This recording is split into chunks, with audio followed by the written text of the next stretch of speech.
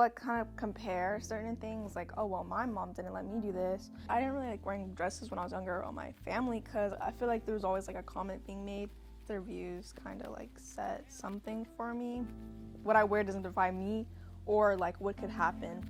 Hey, What are you wearing? what do you mean? I mean, look at you. You don't like it? No, I mean, I like it, but not for my girl. Did you see the way that guy was looking at you? What guy?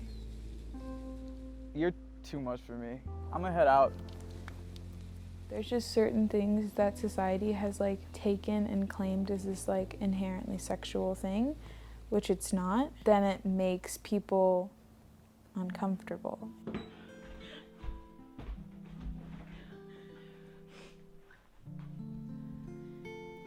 I wish male gaze was changing and evolving.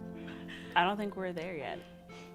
I think it's evolved because of the times. Like it's changed to fit the perception of a woman in each decade, but it's still just as prevalent.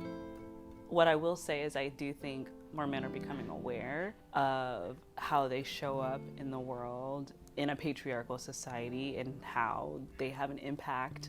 I think being cognizant is really important, but I think that's probably like one of the things that I've tried very hard to like be aware of is like there is really no inherent value to the way somebody looks. It's hard to like completely break the mold because it's so instilled into society, but you can kind of break it in your own life by not living up to any expectation people have of you.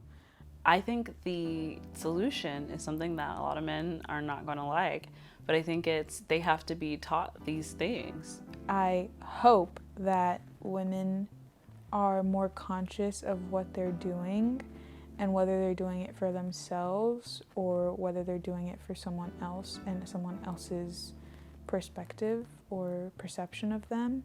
I hope when people see it, they kind of understand where our head is at. With narrative work, you can kind of create a story with elements that apply to everybody's life.